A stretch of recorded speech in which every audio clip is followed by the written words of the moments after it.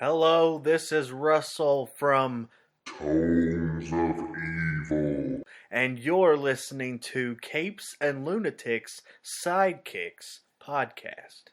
Hi, this is Phil, and I'm here to make sure you know all about the Capes and Lunatics Patreon. Don't miss out on all new episodes of Wade's World, Boob Windows and Long Boxes, our Hard R movie reviews, and so much more, all completely uncensored. Access starts for as little as $1 a month, full videos when you pledge $3 a month. Check us out at the link in all of our show notes, or just go straight to patreon.com/capesandlunatics. Hope to see you there. This is Luca Perich, and you're listening to the Capes and Lunatics Sidekicks podcast. I'm here for Peter. Oh, Lilith Hellfire. Get it all tonight.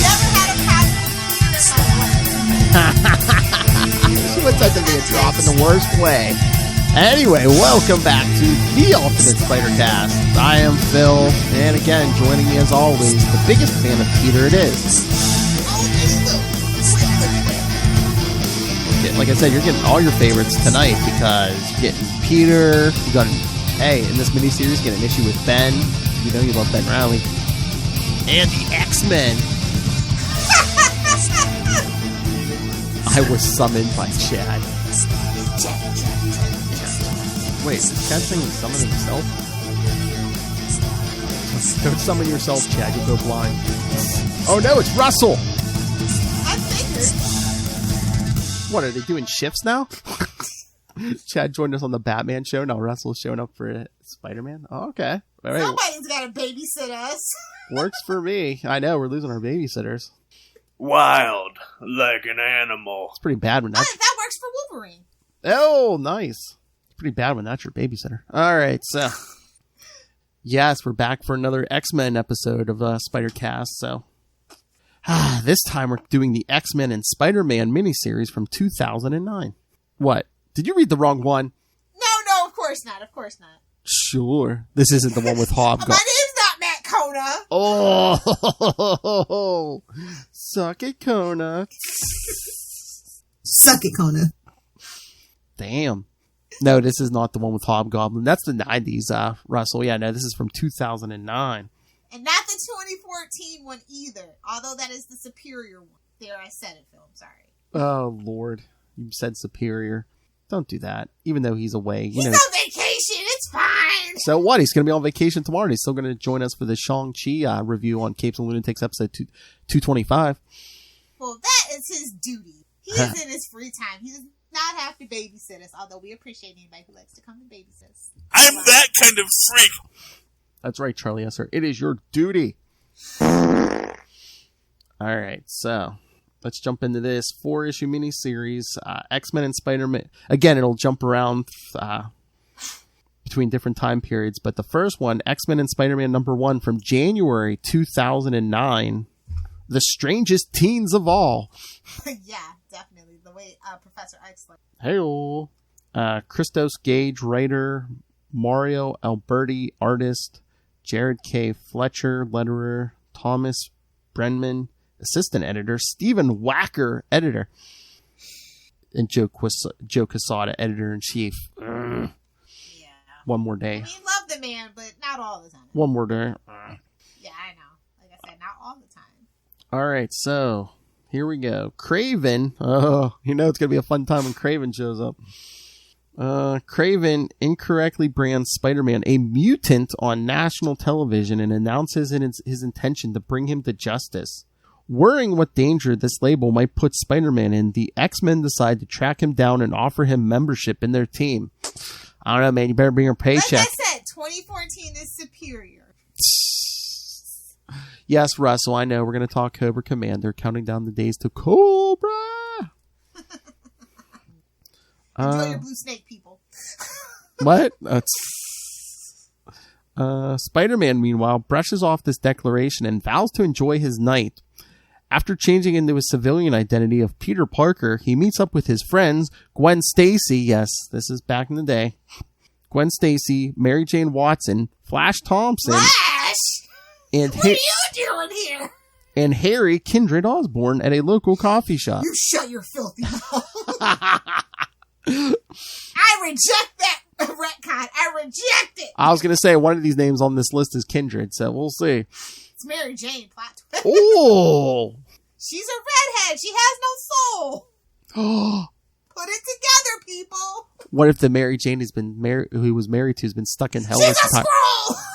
No, what if it's a demon? What if the Mary Jane he was married to has been stuck in hell this whole time? Yes, but they would never go. No. This isn't Johnny from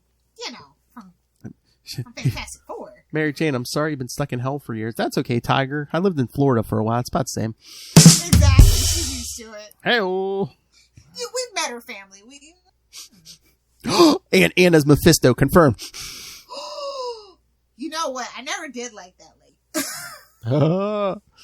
Flash, wait, this Russell? Flash doesn't get good until he loses his legs. Oh. That's dark. We love Flash Thompson here. We don't do that here. Oh, I guess maybe he's talking about Agent Venom. Maybe he doesn't get good till Agent Venom. No. When he fell in love with Spider-Man and was Spider-Man's biggest fan, that's the day I fell in love with Flash. I was going to say, he was good before that. Felicia Hardy would like a word with you, sir. She changed her whole mind about the big lug. And honestly, I think that's what changed my mind about him, too. Oh, my. All right. The X-Men, dressed in their civilian attire, close in on Spider-Man's position using Jean Grey's telepathy. Hashtag rapey, but that's fine, I guess. Well, they're not altering anyone's mind. They're just trying to find them. They enter and... It's like the Batman phone in the Nolan trilogy. Red phone. I'm just saying. Oh. That Cerebro is very invasive. Oh, I thought you were going to say red. Telepathy, very invasive. Oh, I thought you were going to say red phone, red head. It's packed to the gills with them in this issue. Hello. Oh, that's true. They enter and search for Spider-Man's mental signal, but can't find one. But the tension arises when Flash Thompson asks Jean to dance. Oh, he's always wanting Mary Jane secretly. She knows. I know what's on your mind. I don't have to be a telepath to know what's on your mind. Bobby Drake and Hank McCoy ain't having none of that, bro. I know. The jealousy only escalates when Harry and Peter see their respective girlfriends, MJ and Gwen, dancing with Hank McCoy and Bobby Drake. You don't gotta worry about Bobby. I was going to say. I think we're good on that one. I was going to say, retcon, you don't gotta worry about Bobby Drake. Hank McCoy, man, he's all hands, though. I don't know. I don't know if you have to worry about him though either. He's got all those hairy palms. Hey-oh. We do not do Hank McCoy slander in this house, Philip. Kraven suddenly storms into the coffee bar and calls out Spider-Man.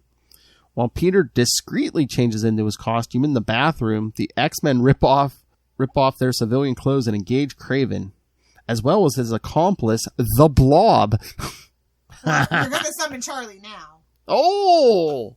The what? Blob, Boulder, the Thing, like, we're just asking for it at this point. Man, Lilith, don't be so salty. It's so salty. I don't know what's going on. It's only been 24 hours. You gotta remember that. It's so salty. Did you see how much I drank last night? Oh, that's true. Between the two shows, jeez, Philip. Oh, that's true. Oh, she's like, oh, I gotta deal with you one-on-one. Hangover, but it was a blackout. Oh, see, miss, I gotta deal with you one-on-one. I'm gonna drink. But yes, she drank heavily, kids. The day ended in Y. Hey-oh. Anywho, back to this butt kicking. Back to the Blob. Spider-Man joins them when they take the fight outside. Although the heroes succeed in neutralizing the Blob and forcing Kraven to flee. He got that DNA, baby. Hey-oh! Talk about flip. That's, I mean, what kind of book are we reading? The Man in the Loincloth got the DNA. He managed to draw blood from them. Hey, I'm kink shaming that, okay? Hey-oh. That was without permission. Kraven manages to draw blood from each of them. Later, Kraven meets up with his employer, Mr. Sinister. What, Russell? Kraven needs to go to therapy, realize he is the ultimate prey. No, he needs to stop. Callisto's gonna come after you. You better watch your back. Talking about him like that. No, he needs to stop having all those kids. Anytime he dies, man, I swear, there's always like 20 illegitimate kids ready to kill Spider-Man. He's a wild man that likes to spread his seeds, so. Got the, yeah, I know, loincloth. Come on. Animal meat. Hey-oh. Yes, and he's meeting Mr. Sinister in a dark alleyway. Oh, this isn't the DC universe.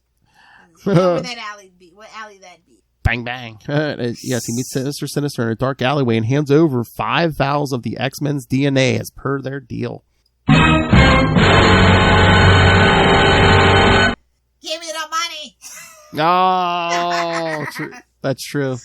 We need the money. Gimme.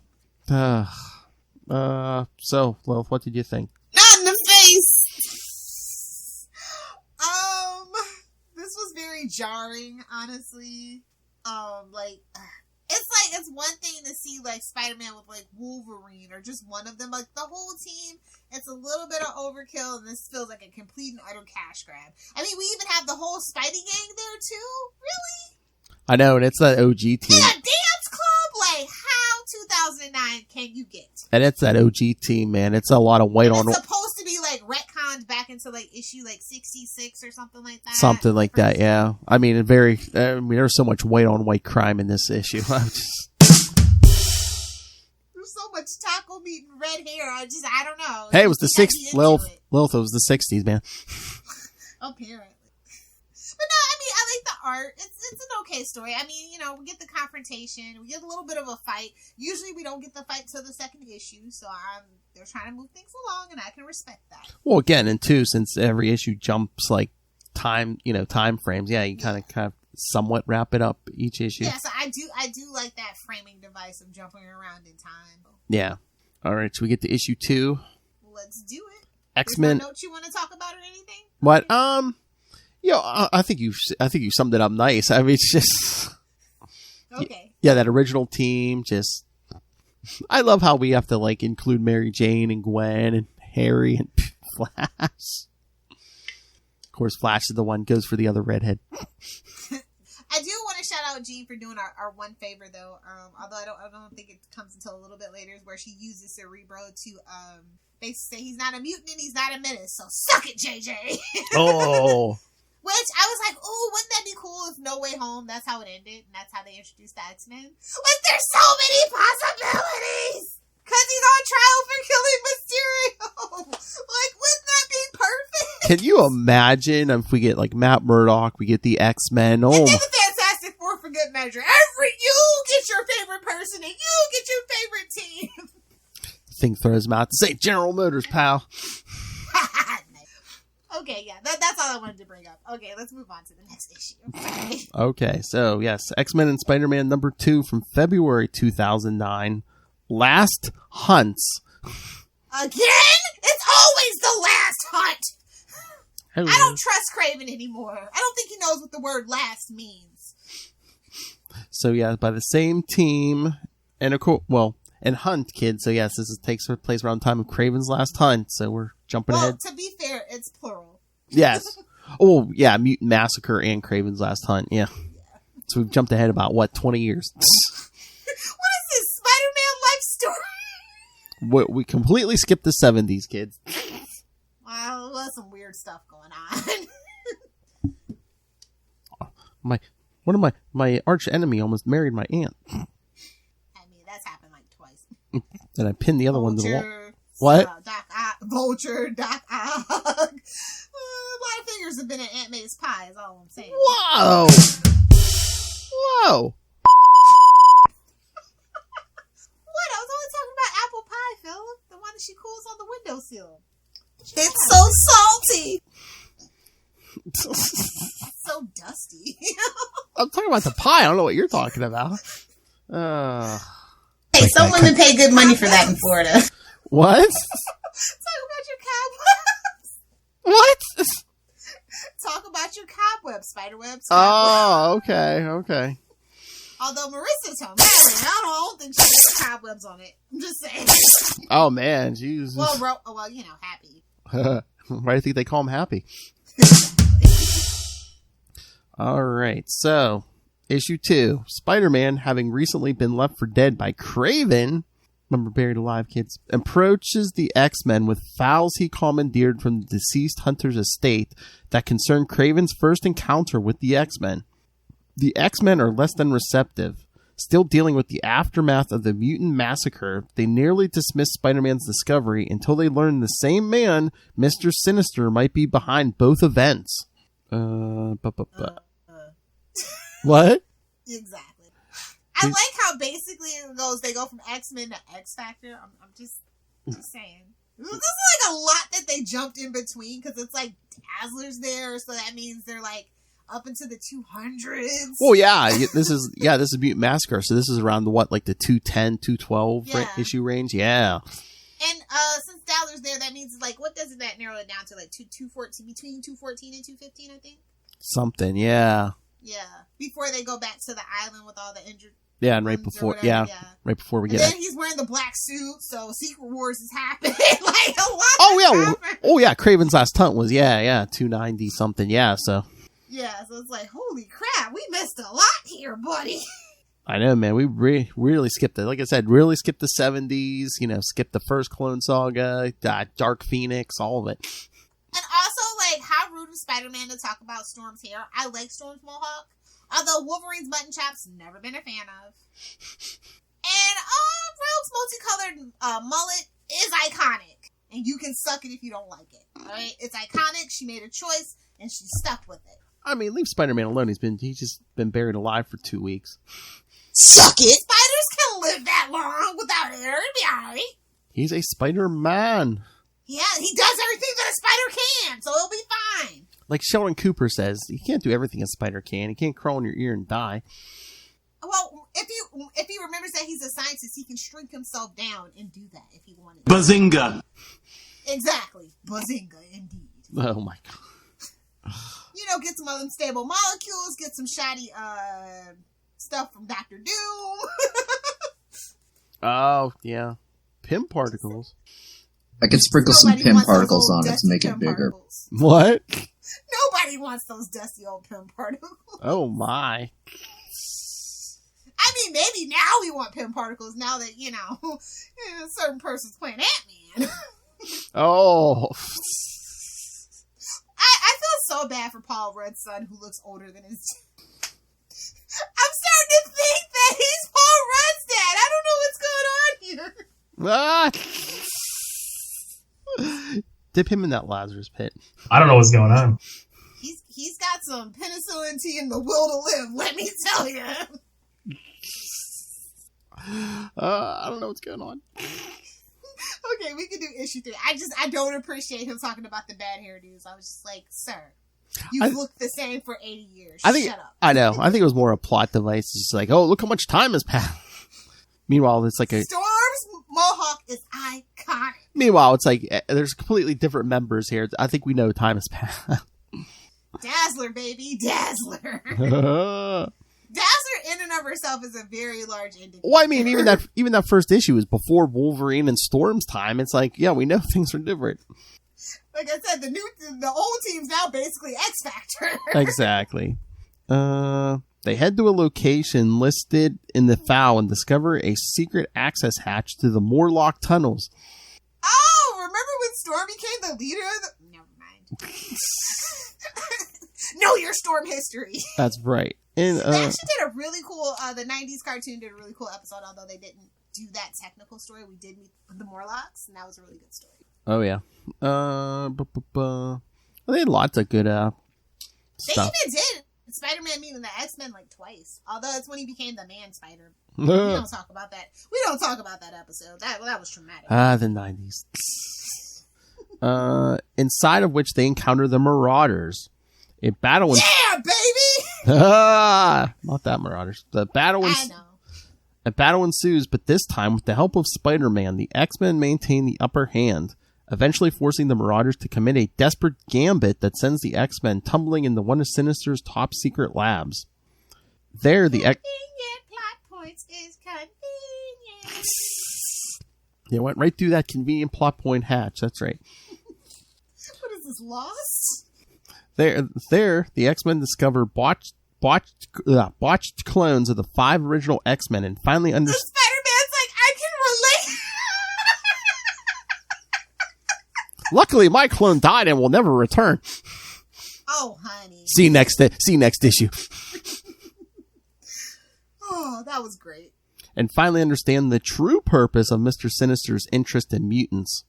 The Marauders destroy the lab, but Spider-Man and the X-Men emerge unscathed, at which point they head home, determined to bring the fight to Sinister.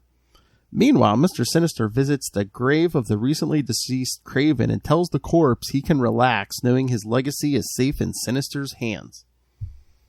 Sure, yeah. I love how they misspelled Kraven's name on the tombstone, by the way. Yikes. Yikes. I mean, it's Kraven. He never got respect. Nobody puts respect on his name. They're making that tombstone like, how do you spell his name? Who cares? Nobody's going to call us out for it. It's Kraven. He doesn't have any next of kin. Meanwhile, he's got like 50 kids out there. Illegitimate children. They don't count. Oh! Well, not the eyes of the church. Those kids probably can't even read. If that was really even their real dad. Like, you trying to get child support from this guy? That guy? I mean, I'm sorry. I'm sure there's one or two Kraven fans, but what was Stan smoking when he created Kraven? Smoked a doobie. Oh, I think he was doing a little sugar booger for Kraven. Oh. I mean, he was friends with Hugh Hefner. I'm just saying. If you know, you know. Excelsior! Not to slander our Lord and Savior Stan Lee, but So, 70s were wild, baby. so you're saying doing some illicit substance off the naked buttocks of a young lady? With bunny ears? Oh, absolutely. Oh, man, we thought we loved Stan before, huh, kids? He's my idol for a reason. Oh, why? Oh, kids, yeah, support our Patreon so we can airdrop Lilith Hellfire into Playboy Mansion. Well, it's not the Playboy Mansion anymore. I know, it's gone. It's gone. Don't bum us out with like that, Lilith Hellfire. We know it's gone. I know. I'm more bummed than anyone.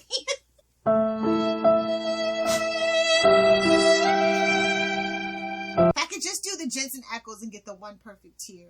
Like, supernatural reference. Suck it. Those were the days, man. We tried to sneak them Playboys. Yep. Oh, Angel and Beast and Iceman. That just brings a tear to my eye. The good old days. Anywho, yeah, this story was a mess. I think this was way too big of a time jump, but like honestly, Yeah. if we're doing Kraven stories, there are huge time gaps between those stories, so I get it. All right, so should we get to issue 3?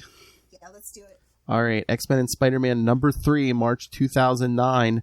The Clone Sagas. Plural again. Get Yes. it? You see the trend? You get it? See what they're doing? See, that's why he's doing these big time jumps, because it's like, where can I find similarity between From the X-Men? event to event, baby. Exactly. That's how we live our life now. Modern comics is all I mean, it about can't be that hard. I mean, up to a point, who had the biggest events at Marvel? Spider-Man and the X-Men. Exactly, because think about it. This story takes place between issues, X-Men, the second series, 45 through, I think, like, Uncanny X-Men, 325, 26, 27, 28, something like that. So, that's a big jump. Oh, yeah. And again, it's just like... and we know this is taking place sometime after Spectacular Spider-Man 229. Yeah. But also, like, what was up with Archangel wearing the classic blue and white costume, but the blue skin and the metal wings that He did for a quick second. I'm trying to remember. I mean, I guess did maybe? he? Because I can't think of it. I think... Because he was given to those by Apocalypse. It's just for me, like, I can't think. Yeah, I know eventually he was just like, I'm not going to be, Apocalypse's little, weapon anymore. Yeah. So, yeah, he takes off that original Archangel suit at some point, I think. And, yeah. Okay. Oh, man. Now he, like, transforms back and forth. It's so weird. We don't talk about him anymore. Just another rich guy.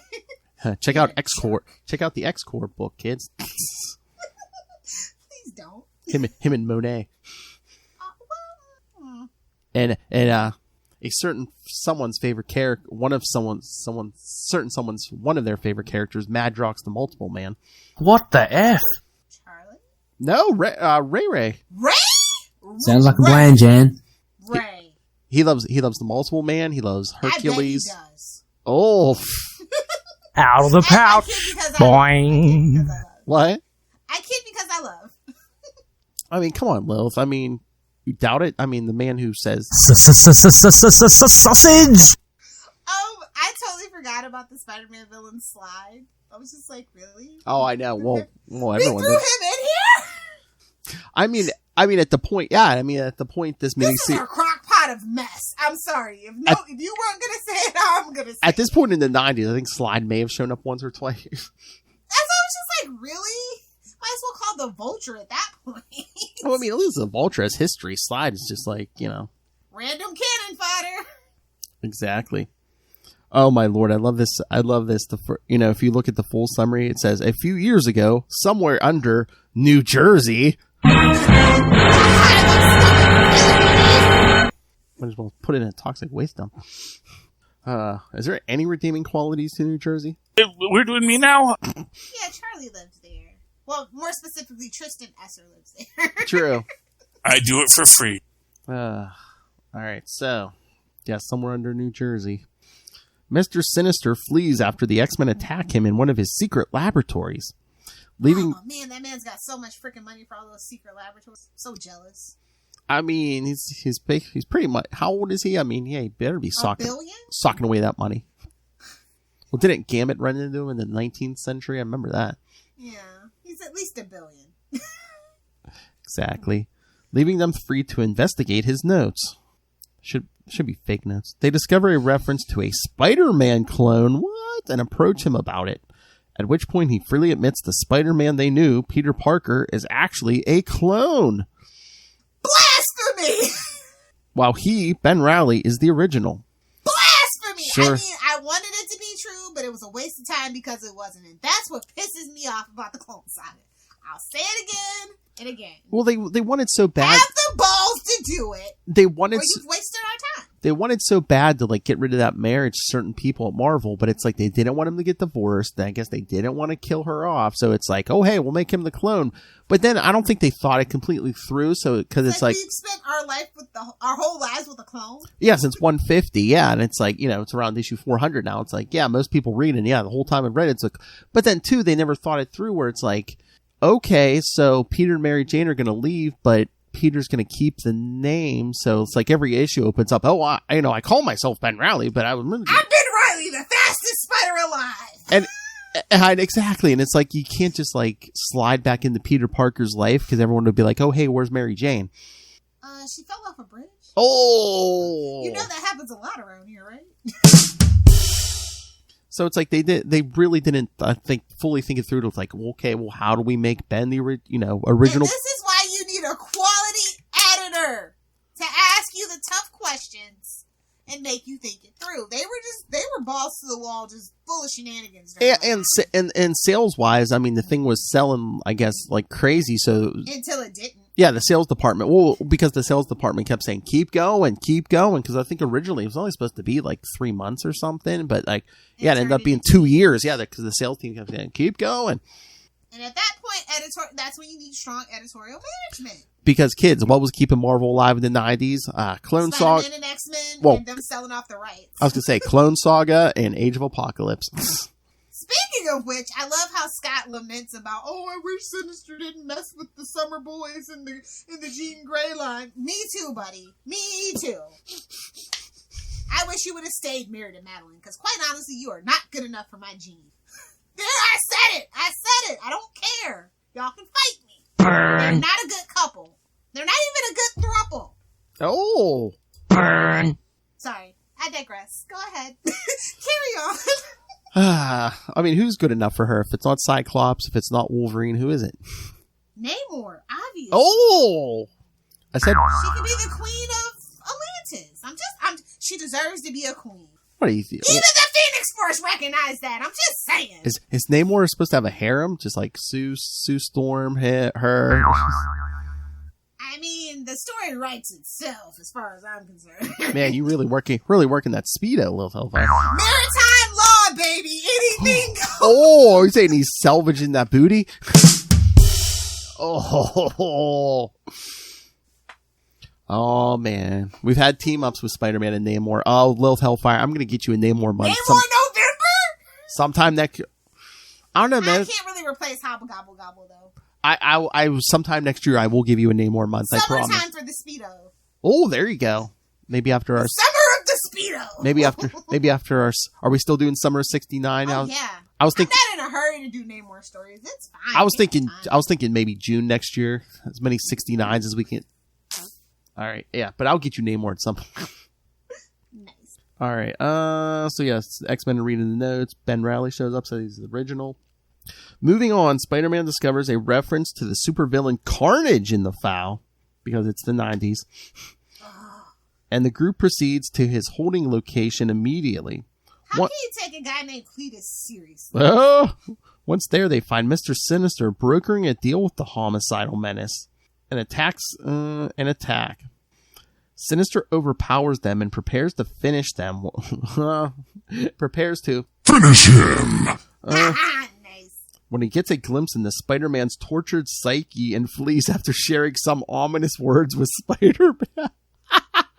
Because even though Ben thinks he's the original at this point, Sinister's like, oh crap, he's the clone.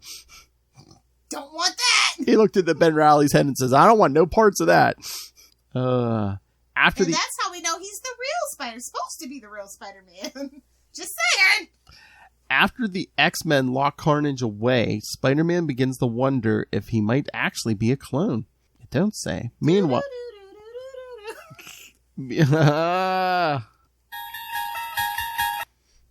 Mr. Sinister applies the genetic sample he obtained from Carnage to his newest cloning experiment.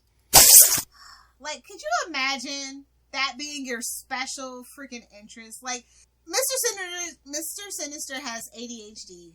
Or he's autistic. That's his special interest, is the cloning. I thought you were going to say... It's ridiculous. His storyline is ridiculous. I thought you were going to say, can you imagine your special sauce in your project being Carnage? That too. Although... That hillbilly. Looking at you, Sony. Oh! At least they went to Woody Harrelson. I mean, although that's what we're coming for. Nobody... What? We're coming for Woody? Why do they make it so easy? Yeah, everybody's coming for Harrelson, you know? If that movie... Sorry, Tom Hardy. If they were Woody actually... and Hardy. I don't think they should be in a movie together now that I think about it. This was bad.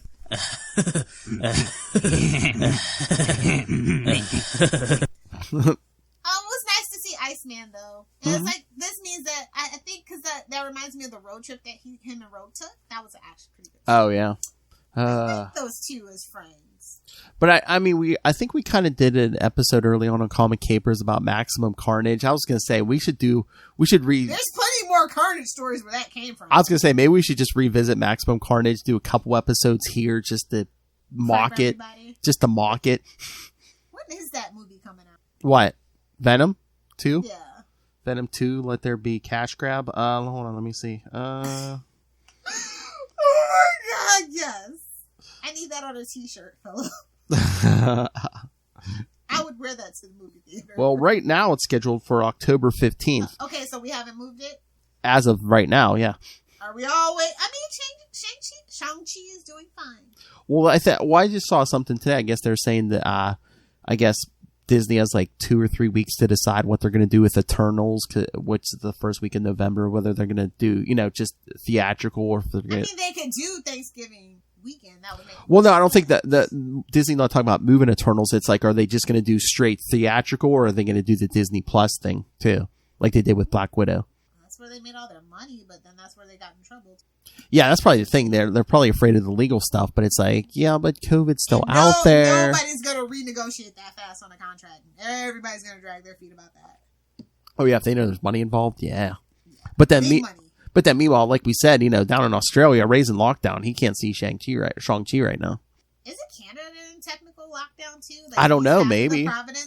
That's what I'm saying. A lot of places. So if you do only theatrical release, yeah, parts of the world aren't going to see it, so. Although China, if they turn up for it, Eternals, that can make up for everything. That's why we've opened the market to them and kind of catered to True. To them. So but it's kind of like, do we want to play that game? But if you do straight theatrical, like Australian parts of the world, at least if you do the Disney Plus thing, you can at least get some money. You don't want to give up all that streaming money because most of that's like 90% theirs. They'd have to definitely read. Yeah. So I don't see Disney doing that. They're like, let it suffer. It's not like we really cared about the Eternals anyway. Let's be honest. Hey-oh. Where were we? Sorry. That's okay. No. I said Maximum Carnage and you went off. Oh, yeah. Because that always reminds me. Venom 2 is going to be such a mess. I'm so here. I'm going to be so drunk. But yeah, I think we have to revisit the crap fest that is Maximum Carnage at some point. Why does it exist? It's so terrible. And they keep reprinting it. They keep collecting it. Who's buying it besides Tristan? Actually, technically only likes toxins. I know. Who's buying it? I mean, you got called Carnage and his crew. I mean, you got all those guest appearances. I mean, Venom is a very worn premise, and then you give us Carnage, who is less charismatic. I mean, and you beat the hell out of that too. Like, come on. I mean, is 90s Black Cat carrying that? I would kill for a Black Cat movie. Come on, Sony, pull the trigger. All right, Lilith Hellfire, I'm going to put you on the spot. Who would we get to portray Felicia Hardy? I would have said ScarJo, but she's a little too old in the tooth. She's a little too long in the tooth now for most movie theaters and most movie franchise liking. And she has that whole issue with Disney, so she's probably going to be blackballed unless Chris Evans decides to just continuously do movies with her, like her new movie that's out. I don't know. I don't really know any of the new actresses and stuff. I don't. Yeah. Ooh, I know. Catherine. Oh, no, she's kind of short, though. I was going to say Catherine, I want to say her last name's Henning or something like that. She's the girl that plays in Supernatural, and then she's in that movie, Map of Tiny Perfect Things. She's been in a lot. She's carried a couple of TV shows. She's blonde. She has nice, she could fill out the cat suit. But she's a little too young, maybe. I don't know. Yeah, that would be my vote, actually. Who do you think? I don't know. I was thinking, I don't know. Like back in the day, I would have said Sarah Michelle Gellar all day, every day. Oh, really? But like now, I don't know a lot of the young actresses. I mean, I don't know if she's a movie actress, but what about that? I mean, she's short too, but what about that Kat McNamara? What's she in? Well, no, the one who played Oliver Queen's daughter. Oh, yeah, she has had a franchise before. Yeah. Again, she's short, but again, I mean, can't you put whoever in like heels or something? Oh, well, screw it. I should just say Katie. Lutz. Yeah. Oh, there you go. Katie Lutz or Katie Cassidy. Screw it. There you go. I'd watch either one of them. Yeah. They both actually do the physicality roles, and they're still pretty much trained all the time. Yeah, I was gonna say that. I mean, that's like kind of an instant throw them in there, and they're both used to really tight suits. They're doing the stunt training. Yeah. Yeah. Plus, Katie Lutz specifically has dance training, which makes it easier to learn fight choreography. So. Would be good for a cat burglar. Yeah. Built-in fan base. Yeah. Call us, Sony. No, call Katie Lutz. Get her manager on the phone instantly. Exactly. Anyway, sorry. All right, so should we wrap this up? Let's wrap it up. All right. I think this comes to this last issue is what, present day, 2009? The year is 2009. X-Men and Spider-Man number 4. Yeah, April 2. The Mutant Hunter. I was about to say the Manhunter. I'm like, whoop, whoop, nope, not the Flash. Not the Flash. I was going to say, not Lilith Hellfire. Boys wish nowadays. Pandemic doesn't want nothing to do with it. Whoa. I live in Florida. Be serious. True. The dating prospects weren't the greatest before COVID. Exactly. All right. So here we go. How do you say this? X-Raven? Mr. Sinister's Craven, but with an X instead. Mr. Sinister's hybrid clone from the original X-Men, Craven, Carnage, and Sinister himself. Oh my god. That's so gross. The original 5, Craven, Carnage, and Sinister. Oh. And what kind of like egomaniacal Talk about a madman. And what kind of egomaniac puts his own DNA in his creation, you know? We're doing me now? Exactly. I like gorillas, and I won't apologize for it. And hunts down tissue samples from the world's remaining mutants. Oh, yeah, because remember, this is after End Day, kids. One depowered Morlock manages to survive and report back to the X-Men, who call in the help of Spider-Man, and it's Peter again. After a brief investigation, they deduce the true nature of the Hunter, just as X-Raven attacks.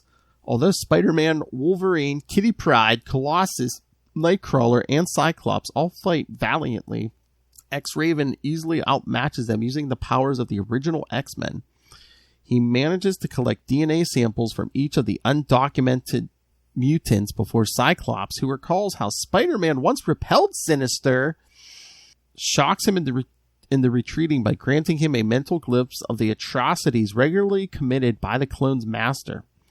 Disturbed, X-Raven returns to his base, destroys the collected tissue samples, and engages Mr. Sinister in a fight for freedom. Meanwhile, Spider-Man and the X-Men nostalgically recount their various alliances and similarly of their roles in the world. 6 years later. I'm sorry. I don't like this just by default because, of course, we get, it's reminded of that whole Mephisto deal, aka One More Day. Oh, yeah. So this is instantly the worst issue. Just for me, that's my opinion. That's me. Lilith has the hot take. Oh yeah, because if it was present day 2009, yeah, we're in brand new day, so yeah. Yeah, so just by default.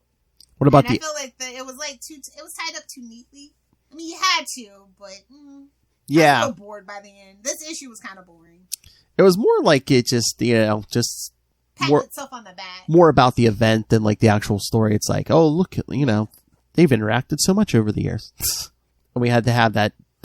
Did we need the whole Sinister plot thread going through this whole thing, or could they have gotten away with just like battling someone different every issue? They had a vision and they stuck with it. So cheers to that.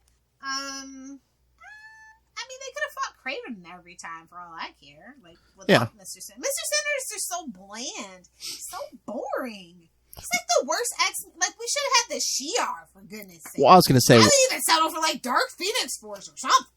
Would Apocalypse have been better than Mr. Sinister? Yes, Apocalypse. I mean, just barely, but yes. Yeah. Although we know they don't do Apocalypse correctly. At least not live action. Apocalypse is like if Darkseid and Thanos had a baby. It's just... ooh, I don't like that. He's very hit or miss, depending who's writing it, yeah. Age of Apocalypse, oh my god, like, I wanted to burn my retinas out after watching that. I'm going to do what I want to do. I think New Mutants is better than Apocalypse, Age of Apocalypse. Oh, really? I still haven't watched New Mutants yet. I mean, obviously I didn't pay them my money because the director's trash, but I did watch the movie. And I think it's better than Age of Apocalypse, but barely. So is X-Men Apocalypse and it's in the bracket somewhere. Is New Mutants in the bracket? Like I said, I haven't watched it yet. I think New Mutants has to be in the bracket. Unfortunately. Again, this is Fox, and it's not a Wolverine movie. Of course, it's garbage. And they reworked it how many times? Exactly. Ugh. Although some people say, look at Batman versus, look at Justice League. Oh my god. Some people, not this person. Exactly. But yeah, no, I mean the middle issues 2 and 3 are very solid. Yeah. 1 is obvious setup and just kind of like it's cheesy 60s and it does what it needs to do for the time frame that it's supposed to be referencing, but still not my favorite.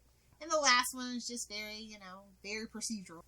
Yeah, I mean, like I said, I think they were going more for the timey-wimey than, 2014 was better. I'm just going to tell you, and eventually we'll get there. I was going to say, one day we'll do that. All right, so anything else? Nope. What did you think? What is your overall grade, and what was your favorite issue? I mean, I agree with you. Like, one was good, but it was a lot of setup, and 4 is basically just like, okay, we're at current day, but, meanwhile, 2009, I don't think was the best year for Spider-Man or the X-Men, so. Definitely not those two. Like, it's like, ooh, you should have ended in, 2000 instead. I wonder if, maybe he was trying to say, oh, but, maybe in the current books we'll see more of this Sinister thing or something. I don't know. We never saw it again. But, yeah, I mean, like you said, 2 or 3 was the best, and again, they squeezed that Ben Reilly in there. I didn't mind it. I thought it was actually kind of funny. They were like, oh, we took a peek in his mind. Oh. I mean, and again, at least he came out and told them, yeah, the guy you knew before was like, my clone. Again, if Ben had been the original, I mean, that would have been Ben in issue 1. Exactly. Yeah. But like I said, certain things just kind of in retrospect with the retcons and stuff make it so convoluted and annoying. Yeah.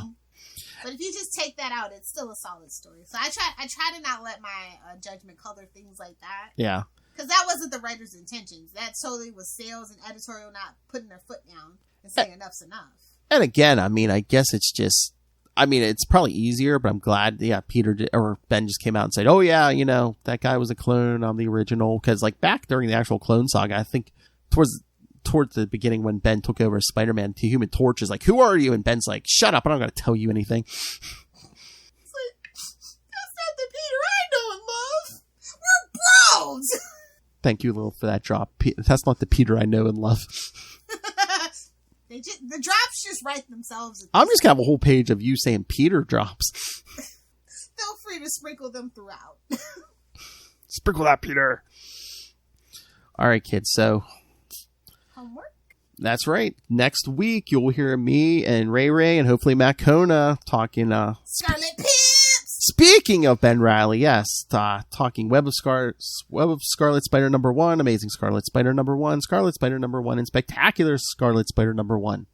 And then, starting in 2 weeks, we get... Oh, that's right. So after next episode, in 2 weeks, you're going to only be able to catch us on the Capes and Lunatics podcast, not here on the Capes and Lunatics Sidekicks. We're moving up to the big leagues, baby! We're no longer hero support.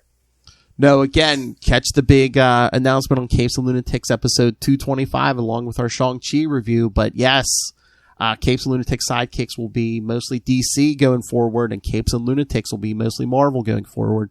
So you'll know where to get what you want, although you should listen to both. So, but yes, ideally, no pressure. Exactly. Pressure. And again, in October, when we debut on the Capes and Lunatics podcast, for Doc October, here's your homework. Week 1, read Amazing Spider-Man 3. Week 2, we read Amazing Spider-Man 131. There's a wedding. Yeah, there certainly is. And that, yes, week 3, Amazing Spider-Man 426 and 4 through 428. How did Doc Ock come back to life after the Clone Saga? Well, it's none of your damn business, honestly. Or come back in 3 weeks, or 4 weeks, where you'll find out. And, of course, wrapping up October, Web of Scarlet Spider 2, Amazing Scarlet Spider 2, Green Goblin number 3, Scarlet Spider 2. Wait a damn minute. That's our shtick. How dare you? It's Phil Urich. Do you really want to cover that? No, you're right. You're absolutely It's Ben Reilly and Phil Urich. Do you really want to cover that, Lil Hellfire? Touché, sir. To the Scarlet Pimps it goes. And I believe 90s villain who called herself Joystick. Damn, that's a good... Oh, that's right, kids. The great game is coming. Because arcades were huge. Well, the great game is coming, kids. Stay tuned to the Scarlet Pimps. All right, but meanwhile, so yes, lots of content coming. Or if you have any questions about what's coming starting in October, email us, capesandlunatics@gmail.com, or call the voicemail 614-382-2737. That's 614-38-CAPES. And remember, you can follow Ultimate Spider Cast on Facebook, on Twitter. You can follow. We have social media for all of our shows and the main Capes and Lunatics Sidekicks. So easiest way to get all your answers, follow all the social media. You can find links to those, links to this YouTube channel. You're gonna want to watch the YouTube at Halloween, kids. So yes, please subscribe to our YouTube channel. Also, please, if you can, please subscribe to our Patreon. Like we said, good stuff coming this year, but next year we're gonna be doing superhero definitely doing the superhero movie bracket. That's right, Race to the Worst, kids. And then we'll have to review it in December. Well, that might be the winner in December. Yeah, exactly. All right, kids. And also, if you can't subscribe to the Patreon, you can also buy some merch. Stay hydrated, take a sip, cover your nips, protect your phone, and get sticky with it. Oh, my. That's right, kids. So find links to the merch. What, sticky? I get it. So, yes, links to all our social media, the YouTube channel, the Patreon, and the merchandise, all in one convenient place. That's Linktree, linktr.ee/capesandlunatics. And yes, the link will be in the show notes, Lilith Hellfire, no matter what. If you're watching this on YouTube, if you're listening to this on the podcast, it's always in the show notes, every episode. And speaking of the lady with the finger, Lilith Hellfire, where can people get a hold of you? If you know, just want to head Dubs. You can find me on Twitter at Lilith Hellfire, on Instagram at Lilith Hellfire69, and of course on TikTok, making comments and only Star Trek related content at Lilith Hellfire69. It's so salty. You're salty. I'm petty. Get it right. How hard is it? I know. Deceptively hard. It's a giant-sized man thing. It's a giant-sized Spider-Man. Wait a minute. That was last. Oh my god, we might have to do that for a Patreon. Just a giant-sized man thing at some point. Of course, naturally. Because Ray likes it hard. And Ray likes it long. That's right. Does Russell like it long? Does Russell like it hard? Find out. Alright, kids. Arby's, sponsor us. Oh, nice. Bro, they got really good chicken nuggets now. Oh, do they? Yeah. Might have to do that. Alright, kids.